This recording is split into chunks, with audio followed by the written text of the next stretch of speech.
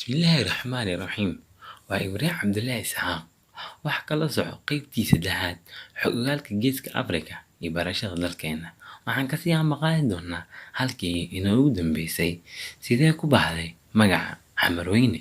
Waxaa la sheegaa in taariikhahanadu in Xamarweyne oo ku yaala xeebta Muqdisho waqtiyadii hore la isku oran jiray laga bilaabo deegaamada Kaaraan ilaa xeebta Xamaryare oo hadda loo yaqaano Xamar Jajab.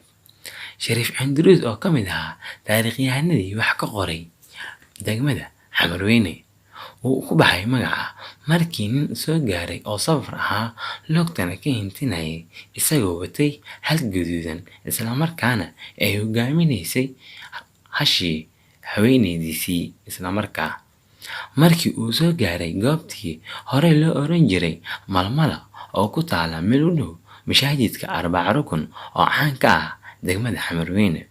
Waxa uu joogsaday meeshii isla markaana ka degay hashii waxaana la gaaray salaadii maqrib oo halkaas ku tukaday asigii haweenaydiisii. Markii uu tukaday salaada maqrib oo iska bixiyay wuxuu garwaaqsaday inuu isla markaana seexdo sidii caadada ahayd oo xilli safarka waqtiga markii la gaaro inuu qofka safarka ah meeshuu haweenay ku noqoto ama uu xilli seexashada la gaaro inuu jiifto. Isla markaana waxaa soo gaaray 4 nin oo ayagana asiga la mid ahaayeen kuwaasoo ahaayeen kuwa safar ah 4 qof. Waxayna ka codsadeen inay marti sooraan asigii haweenaydiisii ninkii lugta ka hintinayay. Asagana waxa uu ugu jawaabay aniga xataa waxaan ahay qof safar ah oo waxaan ahay qof adinka idin la mid ah. Laakiin taas kama yeelin oo nimankii mar kale waxay ka codsadeen inay noqdaan marti u sooran asaga. Wuxuuna ka aqbalay codsigoodii si mar labaad uu celiyo oo aqbalo codsigoodii. Uuna ka aqbalay asigii haweenaydiisii. Waxa uuna garwaaqsaday martidii inuu u sooro oo hashii uu watay oo kaliya ku ahayd. Uuna ku sooray waana la qalay isla markaana meeshii ayaa lagu cunay hashii hilibkeedii. Waxaana la sameeyay waqtigii u dambeysay in la jiifanayay inay ka codsadaan inay u keeno ninkii maqaarka hasha kaasoo kadibna uu u ogolaaday inuu u geeyo kadibna ay ku seexdaan.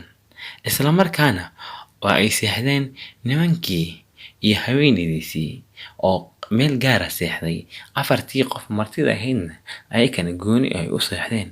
Isla markaana martidii 4 qof ahayd oo isla socotay ayaa waqti dambe garwaaqsaday inay baxaan xigyar ay wateen oo dahab ay ugu tagaan maqaarkiina dul saaraan. Waqtigii dambe la gaaray waqtigii salaada ayaa haweenaydiisii soo kacday ninkii lugta hintinayay lugta la'aa. Waxayna aaday si ay u soo fiirso ama ay u geyso wiisqaad 4tii qof oo waqtigii salaada ayaa la gaaray. Isla markaana halkaa waxay ku soo aragtay inaysan joogin 4tii qof ay baxeen isweydiisanay su'aalo dhowr ah. Laakiin markii dambe ay ugu soo baxday maqaarkii ay ka tageen dahab fara badan oo halkaas ay ka soo laabatay. Kadibna ayadoo isweydiinay su'aalo dhowr ah u soo laabatay seegeedii oo ka kicisay ku tirina waa ay baxeen nimankii martida ahaa laakiin kaliya waa baxeen laakiin kama tagin wax la'aan oo waxay ka tageen dahab aad u qaali ah. Waxayna ku baxday magacaas Xamarweyne halka uu ka yimid waa halkaas. Waxaana ka mid yahay magaca Xamarweyne asagoo loo fiirinayo 2 eray oo ka kooban Xamarweyne Xamar iyo Weyne oo loola jeedo hashii gaduudneed oo ah Xamaraa oo loola jeedo gaduud, Weyne oo loola jeedo maqaarka saarnaa dahabka. Waa mar kale Ibraahim Cabdullaahi Isxaaq, Muqdisho.